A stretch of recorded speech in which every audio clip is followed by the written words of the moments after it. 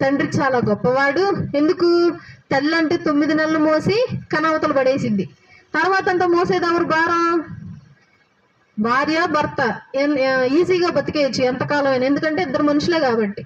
3వ మనిషి చేరితే కొంచెం బరువు ఎక్కువైద్ది. 4వ మనిషి చేరితే ఒకరు ముద్దు, 2 హద్దు, 3 వద్దు.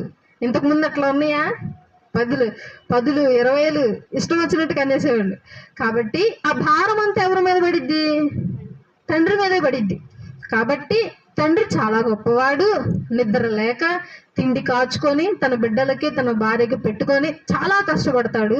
నిద్ర లేని ఎన్నో రాత్రులు తండ్రి గడిపాడు. కాబట్టి తల్లిదండ్రుల తర్వాతే ఎవరైనా అని ప్రతి ఒక్కరు అని అంటారు.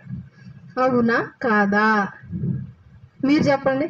దేవుడు తర్వాత ఏదైనా మీరు చెప్పండి. దేవుడు అన్నది వద్దు, నేనన్నా మాటలు ఒకసారి